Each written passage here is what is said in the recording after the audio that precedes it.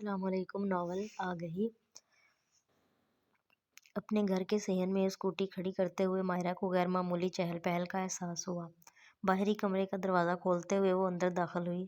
Centre table پر لگے انواع اقسام کے اسنیکس اور ان سے انصاف کرتی سارہ کو دیکھ کر اس کی بھوک چمک اٹھی تھی۔ کونی پر ٹنگے پرس کو اس نے میز پر ڈالا اور سارہ کے پاس بیٹھ گئی۔ کوئی مہمان آیا تھا کیا؟ اس نے گلاب جامن اپنے منہ میں ڈالتے ہوئے ماں کو مخاطب کیا۔ ہاں آئے تھے مہمان، انہوں نے جواب دیا۔ کوئی خاص لوگ تھے؟ اس کا ہاتھ پیسٹری کی جانب بڑھا تھا۔ عافیہ چچی آئی تھیں، انہوں نے محتاط الفاظ کا چناؤ کیا۔ ان کے لیے اتنا خرچ کرنے کی کیا ضرورت تھی؟ آپ کو پتہ ہے نا میری ابھی نئی جاب ہے۔ چلو اب مجھے اپنے پیسے کا رعب مت دکھاؤ، اپنے روپیوں سے منگوائے تھے یہ سب۔ وہی تو پوچھ رہی ہوں کہ اتنا ناشتہ منگوانے کی کیا ضرورت تھی؟ ہر مہینے تو ان کی تشریف آوری ہو ہی جاتی ہے۔ رومال سے ہاتھ صاف کر کے اس نے پانی کا گلاس لبوں سے لگایا۔ اوفو امی، کیوں اتنی پہیلیاں بجھوا رہی ہیں آپ ہی سے؟ بتا دینا کہ عافیہ چچی کامل بھائی کا رشتہ لے کر آئی تھیں ان کے لیے۔ فرینچ فرائز چباتی سارہ نے تنگ آ کر کہا۔ تو آپ نے کیا کہا؟ ماہرہ نے مشکوک انداز میں انہیں گھورا۔ تمہارے پاپا نے حامی بھر لی ہے کیا؟ وہ چیخی۔ آپ لوگوں کو ایک دفعہ مجھ سے بات تو کرنی چاہیے تھی تاکہ تم پچھلے دو رشتوں کی طرح اسے بھی انکار کر دیتی۔ کامل ہر لحاظ سے تمہارے لیے اچھا ہے، اس لیے ہم اس بار تمہاری بات نہیں سنیں گے۔ آپ انکار کر دیں ورنہ کیا؟ ہاں اب تم اتنی بڑی ہو گئی ہو کہ ہمیں دھمکیاں دو؟ کیا کمی ہے کامل میں؟ نہیں ہوگی کوئی کمی، مگر مجھے شادی ہی نہیں کرنی ہے۔ اس پر اپنی ماں کے غصے کا کوئی اثر نہیں ہوا۔ ہائے آپی کیا کہہ رہی ہیں؟ اگر آپ کی شادی نہیں ہوگی تو پھر میری باری کس طرح آئے گی؟ سارہ نے اسے ٹوکا۔ تو تم کر لو نا کامل سے شادی۔ وہ سارہ پر الٹ پڑی۔ بات کر لیں امی سے، میں تیار ہوں، اس نے مزے سے کہا تھا اور ایک بھاری سا ہاتھ دھپ سے اس کے کندھے پر پڑا۔ حد ہو گئی ہے بے شرمی کی، یہ آج کل کی لڑکیاں کس اطمینان سے اپنی شادی کی بات کرتی ہیں؟ اور ماہرہ تم پرسوں اپنے کام پر نہیں جاؤ گی؟ بس ایک چھوٹا سا انگیجمنٹ فنکشن ہے۔ صوفے سے اٹھتے ہوئے انہوں نے منہ پھیلائے بیٹھی ماہرہ کو ہدایت کی اور کمرے سے نکل گئیں۔ واؤ آپی یار، میں تو اپنا بلیک سوٹ پہنوں گی، آخر دلہن کی چھوٹی بہن ہوں میں۔ سارہ اپنا کندھا سہلاتی کہہ رہی تھی۔ سارہ تم میرا ایک کام کرو گی؟ اس نے سنجیدگی سے اسے مخاطب کیا۔ کامل بھائی کو کوئی ایک میسج کرنا ہے، اس نے شرارت سے کہا۔ ہاں کیا واقعی؟ ہاں اس سے کہو کہ میں کل اس سے ملنا چاہتی ہوں۔ واہ، ابھی تو آپ ان سے شادی کرنے کے لیے تیار نہیں تھیں اور اب؟ شٹ اپ، میں اسے کنونس کروں گی کہ وہ شادی سے انکار کر دے۔ اس کی بات نے سارہ کو ایک لمحے کے لیے خاموش کر دیا۔ مگر کیوں آپی؟ تم یہ کام کرو گی یا نہیں؟ ایک شرط پر۔ وہ کیا؟ اگر آپ مجھے کارنیٹو آئس کریم کھلائیں گی تب۔ بالکل نہیں۔ چکن لالی پاپ بھی؟ قطعی نہیں۔ Chicken roll with cold coffee? Sara یہ تم؟ Fried rice and chicken chilli بھی؟ اچھا بس کرو، لالچی پیٹو، کھلا دوں گی میں یہ سب، اس نے ہار مانتے ہوئے کہا۔ اوکے، اب یہ میرا کام ہے کہ عافیہ چچی اور امی کے علم میں لائے بغیر کامل بھائی کی آپ سے ایک سویٹ سی ملاقات کروا دوں۔ سارہ کی بچی، یہ سویٹ سی ملاقات کیا ہوتی ہے؟ اس نے اس کا دایاں کان زور سے کھینچا۔ میں تو یہی دعا کروں گی کہ یہ ملاقات تلخ ہونے کے بجائے سویٹ ہی رہے، وہ اپنے کان کھینچے جانے کا برا مانے بغیر خلوص سے کہہ رہی تھی۔ اس چھوٹے سے کافی شاپ میں بیٹھے ہوئے اس کی نظریں شیشے کے پار تھیں۔ وہ اسے کافی شاپ کی طرف آتا نظر آ گیا۔ وہ نروس ہونے لگی۔ پیشانی پر ابھرنے والی پسینے کی بوندوں کو اس نے رومال سے تھپ تھپایا اور ایک گلاس ٹھنڈا پانی حلق میں انڈیل لیا۔ اس کے ٹیبل تک آتے وہ خود کو نارمل کر چکی تھی۔ السلام علیکم، وہ اس کے مقابل بیٹھتا ہوا بولا۔ وعلیکم السلام، کیسے ہو؟ فائن، 2 کافی اور 2 سینڈوچ۔ ویٹر کو آرڈر دینے کے بعد وہ اس کی جانب متوجہ ہوا۔ ماہرہ تمہیں مجھ سے کوئی بات کرنی تھی؟ کامل، میں میز پر رکھے اپنے دونوں ہاتھوں کو اس نے باہم ملایا اور گہری سانس لی۔ کامل تم شادی سے انکار کر دو، کیا میں وجہ جان سکتا ہوں؟ خلاف توقع اس نے سکون سے کہا۔ میں شادی نہیں کرنا چاہتی۔ اگر تم مجھ سے کھل کر بات کرو گی تو مجھے اچھا لگے گا ماہرہ۔ ویٹر نے آرڈر سرو کر دیا تھا۔ ماہرہ نے کافی کا کپ سیدھا کرتے ہوئے اسے لبوں سے لگایا۔ میں جاب کرتی ہوں کامل، تو اس نے نہ سمجھنے والے انداز میں دیکھا۔ میں جاب نہیں چھوڑنا چاہتی۔ یہ ہماری شادی کے بیچ تمہاری جاب کہاں سے آ گئی؟ کیونکہ مجھے معلوم ہے کہ تم شادی کے بعد مجھے جاب نہیں کرنے دو گے۔ اور تمہیں ایسا کیوں لگا؟ تمہاری مرضی ہے، تم جاب کرنا چاہو تو کرنا، نہ کرنا چاہو تو نہ کرنا، میں کبھی اس کے لیے تمہیں فورس نہیں کروں گا۔ ماہرہ اس کی بات سنتی اسے حیرت سے دیکھ رہی تھی۔ تم سچ کہہ رہے ہو؟ بالکل، پرومس کرو۔ Promise, thank you. اوکے، تو ماہرہ مجھ سے شادی کرو گی؟ کامل کے کہنے پر بااعتماد سی ماہرہ کنفیوز ہو گئی تھی۔ کامل، یہ بہت غلط بات ہے، تم نے مجھ سے وعدہ کیا تھا۔ تم بات کیوں نہیں سمجھ رہی ہو؟ میں نے امی سے اجازت نہیں لی ہے، یہ میرا پرابلم نہیں ہے۔ میں نے تم سے وعدہ کیا تھا، تمہاری امی سے نہیں۔ وہ سب تو ٹھیک ہے یار، مگر امی کی اجازت کے بغیر تو تم جاب پر نہیں جا سکتی۔ میں کچھ نہیں جانتی، اگر تم نے مجھے گھر کے اندر بند کیا تو میں اپنے گھر چلی جاؤں گی۔ وہ مزید خفا ہو گئی تھی۔ ماہرہ، یہ کیا کہہ رہی ہو؟ کوئی اتنی سی بات پر گھر چھوڑ کر جاتا ہے؟ یہ اتنی سی بات نہیں ہے، بات تمہاری زبان کی ہے، میرے کیریئر کی ہے اور میری زندگی کی ہے۔ اس کی آواز بلند ہوتی جا رہی تھی۔ मगर तुम्हें जॉब की क्या ज़रूरत है? अल्लाह का शुक्र है हमारे पास किसी चीज़ की कोई कमी नहीं है। मैं हूं ना तुम्हारी हर ख्वाहिश पूरी करने के लिए, वो उसे नरमी से समझा रहा था। देखो कामिल, अभी हमें कई चीज़ों की ज़रूरत है। मैं ज़िंदगी भर इन 3 कमरों के मकान में नहीं रह सकती। तुम्हारी सारी सैलरी, 3-4 तरह के बिलों में, 2 बहनों की शादी में, आफिया चची के दुआओं में किस तरह ख़त्म होगी तुम्हें अंदाज़ा भी नहीं होगा। फिर किस तरह करोगे मेरी ख्वाहिश पूरी? वो बफरती हुई बोली। मायरा, मुझे इस बात का अंदाज़ा नहीं था कि तुम्हारे अंदर कनात नाम की चीज़ बिल्कुल नहीं है। उसने अफसोस के साथ कहा, अगर तुम मेरी एक बेहतर ज़िंदगी की ख्वाहिश को लालच कहते हो तो ठीक है, मैं हूँ लालची। होती होंगी वो औरतें काने जिनके पास कोई चॉइस नहीं होती, मगर मैं मायरा, मेरे अंदर ये पोटेंशियल है कि मैं अपनी ज़िंदगी खुद बेहतर कर सकती हूँ। इसकी ज़िद बढ़ती जा रही थी। मायरा प्लीज़ छोड़ दो ना ज़िद, मैं ओवर टाइम कर लूँगा, तुम्हें हर महीने खर्चे के लिए अलग से रकम दिया करूँगा। उसके दोनों हाथ थामते हुए उसने मान से कहा, तो एक काम करो कामिल, मेरी सारी डिग्रियाँ सर्टिफिकेट आग में झोंक दो। मैंने रातों को जाग कर मेहनत इसलिए नहीं की कि अपनी सलाहियतों को अलमारी में जंग लगवाऊँ। उसने झटके से हाथ छुड़ाया। अच्छा उठो, अम्मी के पास चलते हैं, उनसे एक बार बात करके देखने में कोई हर्ज नहीं है। वो खड़ा होता हुआ बोला। वो मज़ीद अपनी 1 हफ्ते पुरानी दुल्हन की नाराज़गी बर्दाश्त नहीं कर सकता था। वो खुश होती हुई खड़ी हो गई। वो दोनों आगे पीछे अम्मी के कमरे में दाखिल हुए थे। वो हस्बे-तवक्का उन्होंने इनकार कर दिया था। मायरा, तुम्हें अंदाज़ा नहीं है कि तुम्हारी जॉब से घर का निज़ाम दरहम-बरहम हो जाएगा। ये घर अब तुम्हारी ज़िम्मेदारी है और तुम इस ज़िम्मेदारी से पीछे नहीं हट सकतीं। उन्होंने उसे समझाने की कोशिश की, मगर आफ़िया चच्ची ने, मैंने कब कहा है कि मैं घर पर ध्यान नहीं दूंगी? मैं अपनी जिम्मेदारियों पर अपनी जॉब को फोकियत नहीं दे सकती। आप मुझे एक मौका दें, मैं वादा करती हूँ कि मैं दोनों जगह तवाज़ुन बरकरार रखूंगी। कामिल की कुर्सी के साथ खड़ी वो पुरजोर लहजे में कह रही थी। आखिर आधे घंटे के अमल के इस पुरजोर इसरार करने पर आफिया चच्ची ने उसी शर्त पर उसे जॉब की इजाज़त दे दी कि उन्हें घर के मामलात में कोई समझौता नहीं चाहिए। दूसरे दिन के तुलुआ आफ्ताब के साथ मायरा ने अपनी एक बेहद मसरूफ़ और मुश्किल ज़िंदगी की शुरुआत की थी। 9:30 बजे घर से निकलने से पहले उसे नाश्ता और दोपहर का खाना दोनों पकाना पड़ता था। शुरुआत में कामिल की दोनों बहनों अनम और सनम ने उसका साथ दिया, मगर ये सिर्फ 1-2 दिनों पर महदूद था, क्योंकि अब वो कॉलेज से आकर कमरे से बाहर ही नहीं निकलती थीं। उसने कामिल से उसकी शिकायत की तो कामिल ने आफिया चच्ची से, अनम और सनम से मायरा की किचन में मदद करने को कहा। तुम्हारी बीवी ने खुद ही ये मुसीबत अपने सर मोल ली है। अब मेरी बच्चियां पढ़ाई करें या काम करें? आफिया चच्ची का यही जवाब था, और इस जवाब को कामिल ने मनोअन मायरा के सामने दोहरा दिया था। उस दिन के बाद से मायरा ने काम के बोझ की शिकायत कामिल से कभी नहीं की। 3 बजे जब वो दोपहर को थकी हारी घर आती तो ढेरों काम का बोझ उसे अपनी थकन उतारने का मौका भी नहीं देता। हर महीने के आखिर में वो थकने लगती। वो सोचती कि इस दफ़ा वो जॉब छोड़ देगी, मगर 30 तारीख को बैंक से निकले नए और खुशबूदार नोट उसके इरादे को डगमगा देते, और वो नए सिरे से अज़्म हौसले से दूसरे दिन ऑफिस जाने के लिए तैयार हो जाती। अपनी सैलरी उसे अपना अजीज़ असासा महसूस होती थी। उनसे वो अपने लिए जितने मर्जी इतने कपड़े लेती, जूते खरीदती, ब्रांडेड मेकअप किट, कर्ज, हर चीज़ उसे अपनी दस्तरस में महसूस होती थी। वो उसे तब अपनी ये भाग दौड़ भी बुरी नहीं लगती थी। आज महीने का आखिरी दिन था, इसलिए मायरा अपनी कुछ दोस्तों के साथ शॉपिंग पर जा रही थी। उस वक्त वो जल्दी जल्दी बालों पर ब्रश फेरती तैयार हो रही थी। कमरे का दरवाज़ा खुला और थका मांदा कामिल अंदर दाखिल हुआ। मायरा, एक गिलास पानी पिलाओगी? वो सोफे पर गिरने के से अंदाज में बैठा। उसने ब्रश ड्रेसिंग टेबल पर डाला और पानी का भरा ग्लास कामिल की जानिब बढ़ा दिया। चाय पियोगे? नहीं, तुम कहीं जा रही हो? उसने खाली ग्लास मेज़ पर रख दिया और उसकी तैयारी को देखते हुए पूछा। हाँ, ज़रा शॉपिंग पर। आज पेमेंट मिली थी तो सारे कलीग ने प्लान किया कर लिया, और वो ब्रश लेकर उसके पास ही बैठ गई थी। लो, इससे अपने लिए कुछ ले लेना। कामिल ने अपनी जेब से 2000 का नोट निकाल कर उसकी जानिब बढ़ाया। मेरे पास पैसे हैं कामिल। उसने अपना हाथ आगे नहीं बढ़ाया। ले लो यार, मुझे अच्छा लगेगा अगर तुम इस पैसे से अपने लिए कोई ड्रेस लोगी। नोट अब भी उसकी जानिब बढ़ा हुआ था। मगर आज मैं कोई ड्रेस नहीं लूँगी तो ठीक है, कुछ और ले लेना, हो सकता है कि बगैर कुछ खरीदे वापस आ जाऊँ। अच्छा तो रख लो ना अपने पास, वो मुसर था।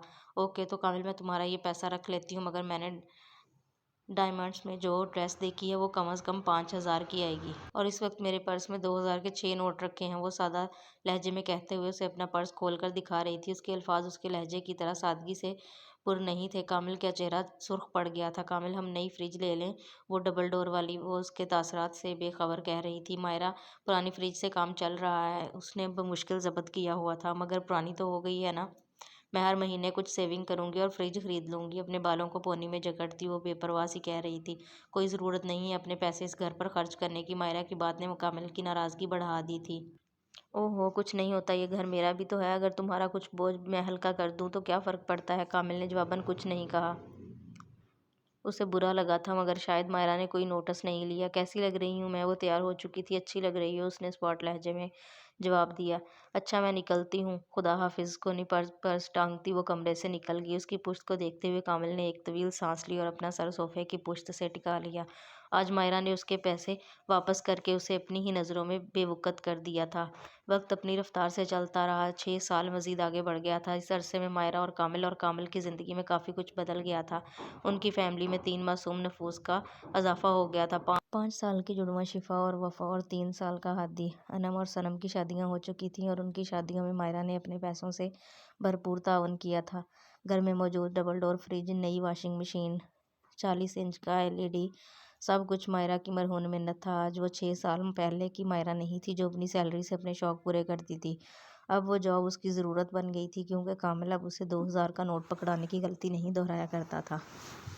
کامل کے پیسے اس کی ماں کے لیے، بہنوں کے سسرال میں بیش قیمت تحائف دینے کے لیے اور خود کے لیے تھے۔ اس میں مائرہ کا کوئی حصہ نہیں تھا۔ عید کے موقع پر جب وہ شفا، وفا اور ہادی کے لیے کپڑے لے کر آتا تو نہ جانے کیوں مائرہ کا دل چاہتا کہ وہ اسے کم قیمت کا صحیح ڈریس خرید کر دے، مگر جو دروازہ وہ خود بند کر چکی تھی اسے کھولنے کی ہمت اس میں نہیں تھی۔ وہ اپنے خاندان کی آئیڈیل بہو، آئیڈیل ماں اور آئیڈیل بیوی تھی۔ اس کی مثالیں ہر جگہ دی جاتی تھیں اور وہ ہر کسی کے لیے مثال تھی کہ کسی طرح اس نے اپنے گھر اور کیریئر کا توازن بحسن برقرار رکھا ہے۔ دوسرے کی زندگیوں کو پرفیکٹ بناتے بناتے وہ اپنی زندگی جینا چھوڑ چکی تھی۔ رات کے کھانے کے بعد کامل کو چائے پینے کی عادت تھی۔ وہ دن بھر کی تھکی اب بس سونے ہی جا رہی تھی۔ اس نے اس کی طرف چائے کا کپ بڑھایا اور خود بیڈ پر لیٹ گئی۔ اسی وقت اسے یاد آیا کہ کل شفا اور وفا کی ٹیوشن فیس دینی ہے۔ کامل بچیوں کی میم فیس کا مطالبہ کر رہی تھیں۔ اس نے چائے پیتے کامل کو اپنی طرف متوجہ کیا۔ ہاں تم سے ایک بات کرنی تھی۔ اس دفعہ تو میں فیس دے رہا ہوں مگر اسکول فیس دینے کے بعد میرے پاس ٹیوشن فیس کی گنجائش نہیں ہوتی، اس لیے یا تو تم خود فیس دو یا پھر بچوں کو خود ہی پڑھا لیا کرو، اس نے بے نیازی سے کہا۔ مائرہ نے بغیر کچھ کہے کروٹ بدل لی تھی۔ اس کے ناتواں کندھوں پر ایک اور بوجھ آ گیا تھا کیونکہ اس کے پاس گھر کے کاموں سے فرصت پا کر جو وقت بچتا تھا وہ اتنی تھکی ہوتی تھی کہ اس میں بچوں کو پڑھانے کی ہمت نہیں تھی۔ دھیرے دھیرے اسے احساس ہو رہا تھا کہ کامل اس کے اور اپنے بچوں کے تئیں اتنا ذمہ دار نہیں تھا جتنا اسے ہونا چاہیے تھا۔ ہر روز کی طرح الارم کی پہلی آواز پر اس نے بستر چھوڑ دیا۔ واش روم سے فریش ہو کر جب وہ باہر آئی تو گھڑی میں 4:45 بج رہے تھے۔ اس کی زندگی یوں ہی گھڑی کی سوئیوں کے ساتھ سفر کرتی تھی۔ نماز پڑھ کر جب وہ فارغ ہوئی تو اس نے اپنے سر میں تیز درد محسوس کیا تھا۔ دراز سے پین کلر نکال کر اس نے اسے پانی کے ساتھ نگلا اور کمرے سے باہر آ گئی۔ وہ آج چھٹی نہیں کر سکتی تھی کیونکہ ہادی کے بیمار ہونے کی وجہ سے اس مہینے میں وہ پہلے ہی 3 چھٹیاں کر چکی تھی۔ کچن میں پہنچ کر اسے سنک میں پڑے برتنوں نے یاد دلایا کہ آج ماسی آدھے دن کی چھٹی پر تھی۔ گہری سانس لیتے ہوئے اس نے پہلے سارے برتن دھوئے، دھلائے برتنوں کو ریک میں لگاتے ہوئے اس نے دوپہر کا سالن اور چاول پکا لیے تھے۔ اس نے دوبارہ گھڑی پر نظر ڈالی، 6:20 بجنے ہی والے تھے۔ اب اسے ناشتے کی تیاری کرنی تھی۔ کامل کے لیے پراٹھے اور انڈوں کا آملیٹ بنا کر اس نے اسے ہاٹ پاٹ میں منتقل کیا۔ عافیہ چچی اور بچوں کے لیے دلیا پکایا اور ڈائننگ ٹیبل پر پلیٹیں اور چمچ لگاتے اور سب کا ناشتہ میز پر رکھتے ہوئے اسے اپنے سر میں تیز ٹیس اٹھتی ہوئی محسوس ہو رہی تھی مگر کام تھا کہ ختم ہونے کا نام نہیں لے رہا تھا۔ عافیہ چچی کے اٹھنے کا وقت ہو گیا تھا۔ جلدی سے اس نے 2 کپ چائے بنائی، بریڈ ٹوسٹ کر کے مکھن لگایا، انڈے وہ پہلے ہی ابال کر رکھ چکی تھی۔ سارے لوازمات ٹرے پر رکھ کر وہ عافیہ چچی کے کمرے میں چلی گئی۔ صبح کی چائے وہ ان کے ساتھ ہی پیتی تھی اور یہی اس کا ناشتہ ہو جاتا تھا۔ 8 بجنے والے تھے اور اب اسے اپنا سب سے مشکل کام کرنا تھا اور وہ تھا وفا اور شفا کو اسکول کے لیے جگانا۔ وہ دونوں بڑی مشکل سے اٹھتی تھیں۔ آج بھی اس نے دونوں کو بڑی مشقت سے جگایا اور باری باری نہلا کر دونوں کو تیار کیا۔ ممی میرے پیٹ میں درد ہو رہا ہے، وفا منہ بسورتی کہہ رہی تھی۔ اور میرے بھی، شفا نے بھی فوراً کہا۔ خاموشی سے ناشتہ ختم کرو اپنا۔ اس نے دونوں کو دودھ کا گلاس پکڑایا۔ ممی سچ میں درد ہو رہا ہے، ہم آج اسکول نہ جائیں؟ ایک تھپڑ لگاؤں تم دونوں کو، سارا درد ختم ہو جائے گا، اس نے جھنجھلائی آواز میں کہا۔ ان کی وین آنے والی تھی اور ان دونوں کے نخرے ختم ہونے کو نہیں آ رہے تھے۔ مائرہ کیوں ڈانٹ رہی ہو بچیوں کو؟ کامل اٹھ چکا تھا اور ناشتے کے لیے میز پر آ گیا تھا۔ یہ ناشتہ نہیں کر رہی ہیں، ابھی وین آ جائے گی، تم میری چائے لاؤ، میں انہیں دیکھ لیتا ہوں۔ کامل آج میں تمہارا لنچ نہیں بنا پائی۔ اس نے چائے کا کپ میز پر رکھا۔ میرے سر میں بہت درد ہے، اس لیے کینٹین سے کچھ لے لینا۔ یہ سن کر کامل کے چہرے پر ہلکی سی ناگواری آئی مگر اس نے اپنی ناگواری پر فوراً ہی قابو پا لیا۔ سر میں درد ہے تو دوا لے لو۔ چائے کا کپ لبوں سے لگائے وہ اخبار کا صفحہ پلٹتا ہوا بولا۔ مائرہ کے پاس جواب دینے کا بھی وقت نہیں تھا۔ سر کی تکلیف دبائے وہ ہادی کو برش کروانے کے بعد اسے ناشتہ کروا رہی تھی۔ شفا اور وفا کی اسکول وین آ گئی۔ ان دونوں کے بیگ کامل کو پکڑاتے ہوئے اس نے دونوں کے گال چومے۔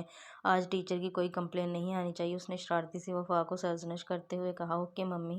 ان دونوں نے کامل کا دایاں اور بایاں ہاتھ تھام لیا۔ پاپا جلدی کریں، ہمیں ونڈو سیٹ پر بیٹھنا ہے، بیرونی دروازے کی طرف جاتے ہوئے وفا کہہ رہی تھی۔ بے حد تھکی اور مزمل مائرہ اب اپنے آفس جانے کی تیاری کر رہی تھی۔ کلائی میں ریسٹ واچ باندھتے ہوئے اسے حرارت کا احساس ہوا۔ اس نے دائیں ہتھیلی پیشانی پر رکھی، اسے ہلکا سا بخار تھا۔ اس نے الماری سے بخار کی ٹیبلٹ نکال کر پرس میں ڈال لی۔ کیا ہوا، طبیعت ٹھیک نہیں ہے؟ بالوں میں برش کرتے ہوئے کامل نے اسے مخاطب کیا۔ شاید بخار آ رہا ہے، چھٹی کر لو آج۔ نہیں، پورے 2 دن کی سیلری کٹ جائے گی، کل سنڈے بھی تو ہے، جیسی مرضی تمہاری۔ اب چلو جلدی ورنہ دیر ہو جائے گی، وہ اپنی کن پٹی مسلتی کہہ رہی تھی۔ 3 دنوں سے ہونے والے تیز سر کے درد میں آج افاقہ ہوا تھا۔ آفس سے واپس آ کر اس نے نیم گرم پانی سے شاور لیا تو طبیعت میں تراوٹ آ گئی۔ اس نے پہلے اپنے گیلے بالوں کو کھلا چھوڑا اور کچن آ گئی۔ کھانا گرم کرنے کے بعد وہ وہیں ٹیبل پر بیٹھ گئی۔ ابھی اس نے پہلا لقمہ منہ میں ڈالا ہی تھا کہ وفا اور شفا کچن میں داخل ہوئیں۔ ان کے معصوم چہرے اسکارف میں قید تھے۔ اس وقت وہ قرآن پڑھ کر واپس آئی تھیں۔ اس کے قریب آ کر ان دونوں نے اس کے دائیں اور بائیں رخسار پر بوسہ دیا۔ ممی بھوک لگی ہے، کیا کھانا ہے؟ نوڈلز۔ ٹھیک ہے، میں اپنا کھانا ختم کر لوں۔ کھانے کے بعد اس نے ان دونوں کے لیے نوڈلز بنائے اور انہیں سلیب پر بٹھا کر انہیں پورا باؤل ختم کروا دیا۔ اب جاؤ ڈائننگ روم میں بیٹھو، میم آنے والی ہوں گی۔ اس نے دونوں کے لب نیپکن سے صاف کرتے ہوئے کہا۔ یا اللہ میم کی آج طبیعت خراب ہو جائے۔ وفا نے معصومیت سے اپنے ہاتھ دعا کے انداز میں اٹھاتے ہوئے کہا۔ آمین ثم آمین۔ شفا نے اپنی بہن کی تقلید کی۔ مائرہ کو ہنسی آ گئی۔ ایسے نہیں کہتے بیٹا، اللہ تعالیٰ بری دعا قبول نہیں کرتے۔ اس نے انہیں سمجھایا۔ بلا شبہ وہ ایک اچھی ماں تھی جو اپنی ذمہ داریوں کو بخوبی نبھاتی تھی۔ شفا اور وفا کی میم آ چکی تھیں۔ وہ اپنے کمرے میں آ گئی۔ اچانک اسے یاد آیا کہ کامل نے آج پارٹی میں جانا ہے، اس لیے اسے اس کی شرٹ پریس کرنی تھی۔ وارڈروب سے اس نے شرٹ نکالی اور پریس کرنے کے بعد اس نے شرٹ کو صوفے پر طے کر کے رکھ دیا۔ اب وہ تھوڑی دیر سونا چاہتی تھی۔ بیڈ پر لیٹتے ہوئے اسے بالکل اندازہ نہیں تھا کہ اسے نیند اتنی مغلوب کر دے گی کہ اسے اپنے ارد گرد کی خبر نہ رہے۔ 3 دنوں کی ادھوری نیند آج اس پر بہت مہربان ہو گئی۔ اس کی پرسکون اور خاموش بے خبری میں اس وقت خلل پڑا جب کسی نے زور سے اس کا کندھا ہلایا۔ بمشکل آنکھیں کھولتی وہ سیدھی ہوئی۔ مائرہ یہ کیا ہے؟ تیز لہجے میں کہتا کامل اسے کچھ دکھا رہا تھا۔ اسے کچھ سمجھ نہیں آیا۔ چہرے پر آئے بالوں کو ہٹاتی وہ اٹھ کر بیٹھی۔ کیا ہوا کامل؟ وہ نیند میں ڈوبی آواز میں کہہ رہی تھی۔ میری شرٹ۔ اس نے غصے سے اپنے دانت پیسے اور مائرہ کی نیند بھگ سے غائب ہو گئی۔ اس کی شرٹ پر جا بجا لال نیلے داغ نظر آ رہے تھے۔ یہ کیسے ہوا؟ اس نے حیرت سے کہا، مگر کامل کے جواب دینے سے پہلے ہی اس کی سمجھ میں آ گیا کہ یہ کس کا کیا دھرا تھا۔ فرش پر اپنی بھرپور معصومیت کے ساتھ بیٹھی وفا اور شفا ڈرائنگ بک میں پینٹ کر رہی تھیں۔ ان کے ہاتھ اور چہرے پر آرٹ کا نظارہ پیش کر رہے تھے۔ یقیناً انہوں نے اپنے پاپا کی شرٹ پر اپنے فن کا مظاہرہ کیا تھا۔ مائرہ نے کامل کے چہرے پر نظر ڈالی۔ وہ بہت غصے میں لگ رہا تھا۔ سوری کامل، میں شرٹ صوفے پر رکھ کر بھول گئی تھی، اس نے دھیمے لہجے میں کہا۔ شفا، وفا اب دونوں دادی کے پاس جاؤ، کامل نے ان دونوں سے کہا۔ ان کے جانے کے بعد اس نے دروازہ بند کیا اور اس کی طرف مڑا۔ میں کر دیتی ہوں نا دوسری شرٹ پریس۔ شٹ اپ، وہ چلایا۔ بہت ہو گیا مائرہ، آخر کیا پرابلم ہے تمہاری؟ روز کی تمہاری بڑھتی غیر ذمہ داری مجھے برداشت نہیں ہے۔ کامل، ایک شرٹ کی تو بات ہے، میں دوسری شرٹ دے دیتی ہوں۔ بات صرف ایک شرٹ کی نہیں ہے، بات تمہاری لاپرواہیوں کی ہے۔ 3 دنوں سے تم نے مجھے ڈھنگ کا ٹفن نہیں دیا، میرے کپڑے پریس نہیں رہتے، میرے جوتے پالش نہیں ہو رہے ہیں، پورا گھر بکھرا پڑا ہے۔ ہادی کو الگ تم نے امی کے حوالے چھوڑ دیا ہے۔ وہ ایک سانس میں اس کے قصور گنواتا چلا گیا۔ 3 دنوں سے میرے سر میں کتنا درد تھا، تم نے پوچھا کہ مائرہ تم کیوں بیمار لگ رہی ہو؟ مجھے تو تم کہیں سے بیمار نہیں لگتی۔ اگر واقعی ایسا ہوتا تو تم اپنے آفس سے چھٹی کرتی، مگر تم نے ایسا نہیں کیا۔ تم کہنا کیا چاہتے ہو کہ میں نے جان بوجھ کر تمہارا کام نہیں کیا؟ تم ایسا سوچ بھی کیسے سکتے ہو؟ اس نے دکھ سے کہا۔ کہ تم اپنی آج کی لاپرواہی کا کیا جواز پیش کرو گی؟ میں اب تنگ آ گیا ہوں تمہاری ان غیر ذمہ داریوں سے۔ تم مجھ سے تنگ آ گئے ہو کامل، مجھ سے جو تمہارا گھر سنبھالتی ہے، جو تمہارے آرام کے لیے اپنا سکون قربان کر دیتی ہے، جو تمہاری معاشی ذمہ داریوں میں تمہارے شانہ بشانہ کھڑی رہتی ہے۔ 1 منٹ، میں نے تمہیں جاب کرنے کو نہیں کہا تھا، اور اگر 4 پیسے گھر پر لاتی ہو تو اس کا الزام مجھے مت دکھاؤ۔ کیوں نہ دکھاؤں؟ اتنا برا کیوں لگ رہا ہے؟ جو سچ ہے وہی تو کہہ رہی ہوں۔ Keep your mouth shut. وہ ایک بار پھر زور سے چیخا۔ اگر مجھے ذرا بھی اندازہ ہوتا کہ تم ایک دن مجھے روپیوں پیسوں کے حوالے سے طعنے دو گی تو میں تمہیں کبھی گھر سے باہر نکلنے کی اجازت نہیں دیتا۔ وہ 2 قدم آگے بڑھ کر اس کے قریب آیا اور غصے سے کانپتے لہجے میں کہا۔ You shut up. وہ بھی چلائی۔ میں تمہاری کنیز نہیں ہوں، اس لیے مجھ پر مت چلاؤ۔ تم مجھ پر چیخوگی؟ وہ گرایا، ہاں، کیونکہ تم چھوٹی سی بات کا بتنگڑ بنا رہے ہو۔ تم اتنی خود سر ہو گئی ہو کہ مجھ پر چلاؤگی؟ اب کی بار اس کی آواز اور بلند تھی۔ ہاں، اگر تم چیخو گے تو میں بھی چیخوں گی، اس نے تندی سے کہا، اور اگلے ہی لمحے وہ لڑکھڑاتی بیڈ کے پائنتی سے ٹکرائی تھی۔ اپنے دہکتے ہوئے دائیں رخسار پر ہاتھ رکھے اس نے پھٹی پھٹی نظروں سے کامل کو دیکھا۔ وہ بے یقینی سے اپنے ہاتھوں کو دیکھ رہا تھا۔ پھر وہ الٹے پاؤں پلٹا اور تیزی سے کمرے کا دروازہ کھولتا باہر نکل گیا، اور مائرا بس شل سی بیٹھی رہ گئی تھی۔ وہ پوری رات مائرا نے صوفے پر بیٹھے ہوئے گزار دی۔ اسے زندگی میں پہلی ٹھوکر لگی تھی، اور وہ ٹھوکر اس کے لیے آ گئی تھی۔ وہ کون تھی؟ وہ ایک مڈل کلاس سے تعلق رکھنے والی عام سی لڑکی تھی، ان عورتوں میں سے ایک جو الٹرا ماڈرن بننے کی خواہش میں، پیسے کمانے کی ہرس میں، دوسروں پر منحصر نہ رہنے کی ضد میں گھر سے باہر نکلتی ہیں، مگر رہتی وہی ہیں، عام سی ہاؤس وائف، جنہیں ہر وقت اپنے گھر والوں کو خوش رکھنے کی فکر ہوتی ہے، دوسروں کو راضی رکھنے میں زندگی بھر پستی رہتی ہیں، اور پھر فخر کرتی ہیں کہ وہ اپنے گھر اور کام دونوں کو مینیج کر رہی ہیں۔ وہ بھی خود پر فخر کرتی تھی کہ وہ ان ہاؤس وائف سے بہت الگ ہے، جن کا کھانا پکانے کے علاوہ اور کوئی اور کام نہیں ہوتا۔ وہ فخر کرتی تھی کہ اس کا شوہر اس سے خوش ہے اور اس کے بچے پرسکون ہیں۔ وہ فخر کرتی تھی کہ اس کے شوہر کو جب بھی معاشی ضرورت ہوتی ہے تو وہ ہمیشہ تیار رہتی ہے۔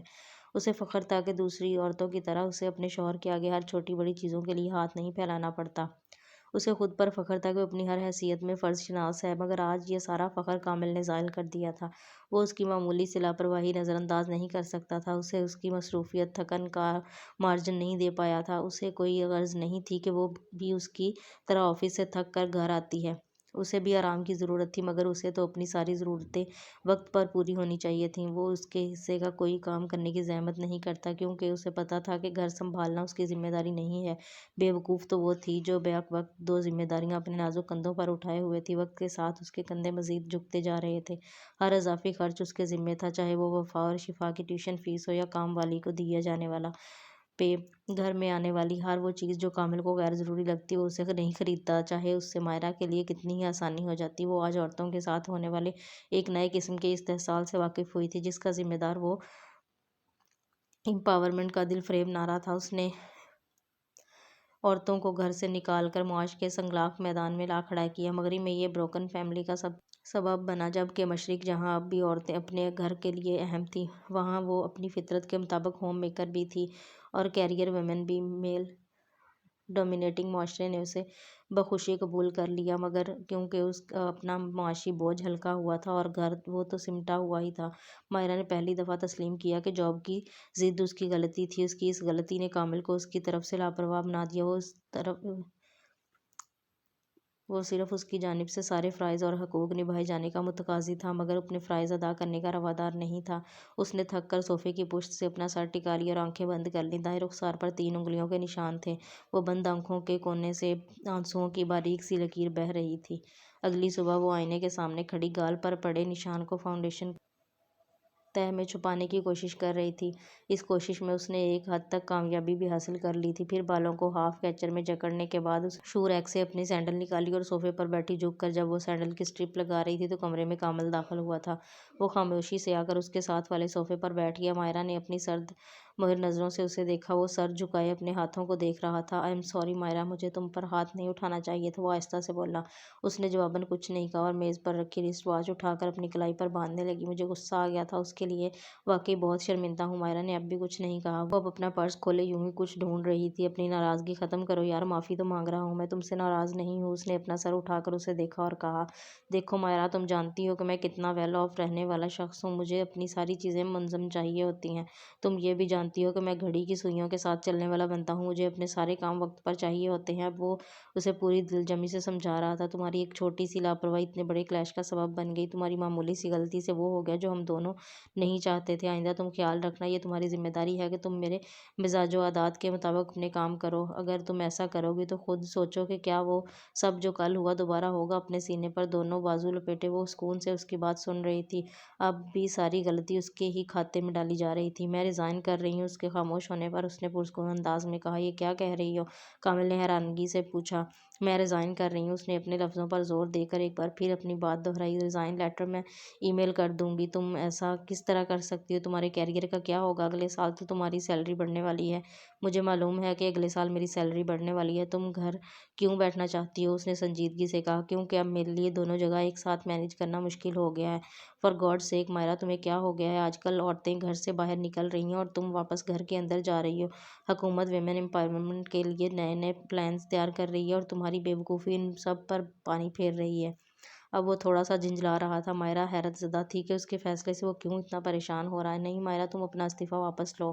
تم جانتے ہو کہ میں اپنے فیصلے نہیں بدلتی۔ اوکے تو مائرا، اب کلیئر بات کرتے ہیں۔ تم جاب نہیں کرنا چاہتی ہو تو نہ کرو، مگر کم از کم 2 سال رک جاؤ۔ میں نے ایک پلاٹ دیکھا ہے جس کی قیمت 70 لاکھ ہے۔ ہم اسے مل کر خرید سکتے ہیں، پھر وہاں ہم اپنا ایک گھر بنائیں گے۔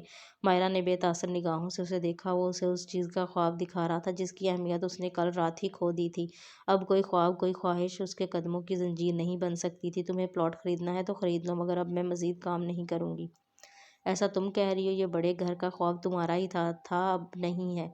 مائرا، تمہیں اندازہ نہیں ہے کہ اس طرح ہمارا بجٹ بگڑ جائے گا۔ ہم نے گھر پر اتنی لگژری اکٹھا کر لی ہے، اس کا خرچ کہاں سے پورا ہوگا؟ بچوں کی اسکولنگ، ان کی ٹیوشن، امی کا علاج، ہمارا بڑھتا سوشل اسٹیٹس، اوپر کے پورشن پر چلتا کنسٹرکشن ورک، وہ سب اکیلے میری انکم سے تو ہونے سے رہا۔ کامل حقیقتاً بوکھلا گیا تھا۔ آنے والے دنوں میں ہونے والے خرچے کا بوجھ اسے ٹینشن دے رہا تھا۔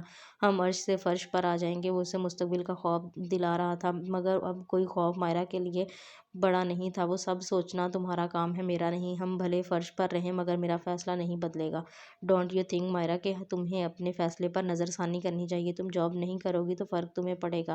یہ سب سوچنا واقعی میرا کام ہے، مگر اپنے لیے سوچنا تو تمہارا کام ہے نا؟ وہ اس کے دھمکا رہا تھا۔ پہلی دفعہ وہ چونکی۔ کیا مطلب؟ تم کفیل ہو میرے لیے سوچنا بھی تمہارا ہی کام ہے، اس نے یاد دلایا۔ کفیل کے عہدے سے تم نے عرصے پہلے سبکدوش کر دیا ہے۔ اسے اب بھی مائرا کا پیسے واپس کرنا یاد تھا۔ اب تم خود سوچ لو کہ تمہیں کیا پریشانی ہو سکتی ہے۔ وہ کہتا ہوا اٹھ گیا۔ مائرا نے تذبذب سے اپنا موبائل ہاتھ میں لیا۔ ریزائن لیٹر ٹائپ کرتے ہوئے اس کے ہاتھ کپ کپا رہے تھے۔ کامل کے الفاظ اس کے گرد چکرانے لگے۔ اس نے ایک نظر بند واش روم کے دروازے پر ڈالی جہاں کامل نہا رہا تھا۔ کچھ بھی ہو، اسے اپنے قدم واپس نہیں لینے چاہیے۔ آخر کب تک کامل اس کی ذمہ داریوں سے دور بھاگے گا؟ کبھی نہ کبھی تو اسے احساس ہوگا، تب تک اگر اسے کچھ تکلیف برداشت کرنی پڑے تو وہ کر لے گی۔ اسے معلوم تھا کہ کامل فطرتاً ایسا نہیں ہے۔ وہ اس کے اپنے رویے کی وجہ سے مائرا سے بے پرواہ ہوا تھا۔ کل کا دن آج سے بہتر ہوگا، یہ سوچتے ہوئے اس نے ای میل سینڈ کرنے کا آپشن ٹیپ کر دیا۔ اگلے دن کا طلوع آفتاب مائرا کے لیے سکون لے کر آیا تھا۔ اپنا کام ختم کرنے کی کوئی افراتفری نہیں تھی، کوئی جھنجھلاہٹ نہیں تھی، کوئی جلدی نہیں تھی۔ ہر کام اطمینان سے پورا کرنے کا وقت ہی وقت تھا۔ سالوں بعد اس نے اتوار کے علاوہ کسی دوسرے دن ناشتہ کیا تھا۔ اپنی نئی خود مختاری کے بغیر زندگی شروع کرتے ہی سب سے پہلے اس نے وفا اور شفا کا ٹیوشن اور کام والی ماسی کو ہٹایا اور اپنے بچوں کا بہتر طریقے سے پڑھا سکتی تھی۔ اور رہا کام تو وہ اس کے لیے بھی کبھی کوئی مسئلہ نہیں تھا۔ وہ ہاتھ پر ہاتھ رکھ کر بیٹھنے والوں میں سے نہیں تھی۔ کامل نے کچھ دن اس سے بات چیت بند کی تھی، مگر وہ کب تک اس سے لاتعلق رہ سکتا تھا؟ ان کے درمیان اب سب کچھ نارمل تھا۔ اس کے جاب چھوڑے 3 مہینے گزر گئے اور ان 3 مہینوں میں اس کے پاس سے اس کی ساری سیونگ ختم ہو گئی تھی۔ کامل کو اس بات کی پرواہ نہیں تھی کہ مائرا کی ذاتی ضروریات کہاں سے پوری ہو رہی ہیں، یا شاید وہ اسے سبق سکھانا چاہتا تھا اور مائرا نے ہاتھ پھیلانا کبھی نہیں سیکھا تھا۔ ہر گزرتے دن کے ساتھ اس کا ہاتھ تنگ ہوتا جا رہا تھا، اس کی پریشانی بڑھ رہی تھی۔ کامل کے گھر پر نہ ہونے پر وہ اپنے بچوں کے لیے ایک آئس کریم کھانے جیسی معمولی خواہش بھی پورا کرنے سے قاصر تھی۔ آخر 6 مہینے کے بعد تنگ آ کر اس نے 1-2 جگہ اپنی سی وی اپلائی کر دی تھی۔ ایک جگہ سے اسے رسپانس بھی ملا تھا۔ وہ انٹرویو لیٹر کے انتظار میں تھی، مگر اس کے پہلے وہ ہو گیا جو اس کے وہم و گمان میں بھی نہیں تھا۔ اس دن اس کی امی سارا کے ساتھ اس سے ملنے چلی گئیں۔ اس وقت کامل ہادی کو لے کر اسے ویڈیو گیم دلانے لے گیا تھا۔ انہیں ڈرائنگ روم میں بٹھا کر اس نے ایک طرف چائے چڑھائی اور کچن کیبنٹ کھولا۔ بسکٹ کا ڈبہ خالی تھا۔ 1-2 سنیکس جو اس نے بنا کر رکھے تھے وہ بھی کل ختم ہو چکے تھے۔ جب اسے کچھ اور نہیں سوجا تو اس نے بیسن کے پکوڑے چائے کے ساتھ سرو کر دیے تھے۔ وہ شرمندہ سی انہیں چائے کا کپ بڑھا رہی تھی۔ جب کامل گھر آیا، جب وہ ان کے پاس آ کر بیٹھا تو خالی میز دیکھ کر مائرا کی طرح وہ بھی شرمندہ ہو گیا تھا۔ چائے کا کپ پکڑتے ہوئے اس نے مائرا پر ایک تیز نگاہ ڈالی۔ ان لوگوں کے جانے کے بعد اپنے کمرے سے کامل نے اسے اتنی زور سے آواز دی کہ مائرا کے ہاتھ سے کانچ کی پیچ ٹوٹتے ٹوٹتے بچی۔ وہ جب کمرے میں آئی تو کامل الماری کا دروازہ کھولے کھڑا تھا۔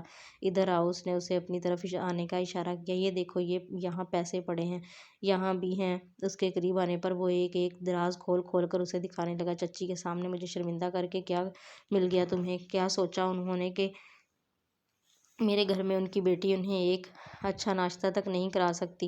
وہ اپنا بازو سینے پر لپیٹے لب بھینچے کھڑی تھی۔ رات کو چکن گریوی پکا دوں یا بٹر چکن، اس کے ٹھنڈے لہجے میں پوچھے گئے سادہ سے سوال نے کامل کو خاموش ہونے پر مجبور کر دیا۔ دیکھو ماہرہ، اگر گھر پر کوئی مہمان آئے اور میں موجود نہ ہوں تو تمہیں چاہیے کہ پیسے نکال کر کچھ منگوا لو، اس نے اس بار نرمی سے کہا۔ ماہرہ پلکیں جھپکائے بغیر اسے دیکھ رہی تھی۔ مگر یہ تو تمہارے پیسے ہیں، یہ تمہارے پیسے بھی ہیں، اس نے دھیرے سے تصحیح کی۔ اس دن کے بعد سے ضرورت پڑنے پر وہ کامل کے پیسے بلا جھجک نکال لیا کرتی تھی، مگر اپنی ذاتی ضرورت کے لیے اب بھی وہ پیسے اس کے لیے شجر ممنوع تھے۔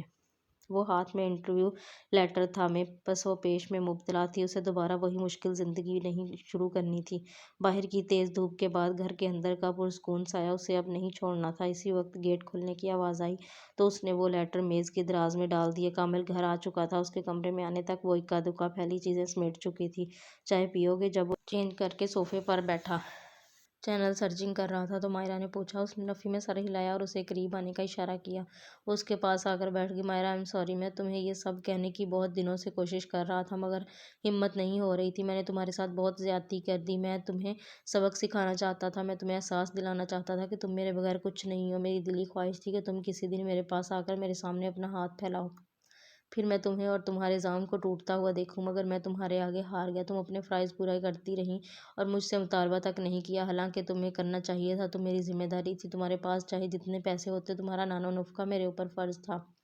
Once again sorry Mahira. وہ اس نے دونوں ہاتھوں کو اپنی گرفت میں لیے وہ کہہ رہا تھا۔ وہ پوری طمانینت سے مسکرائی اور ہاتھ بڑھا کر کامل کا والیٹ اٹھا لیا۔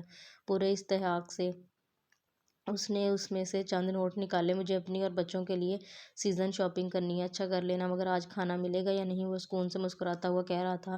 ٹیبل تیار ہے، تم چلو تو۔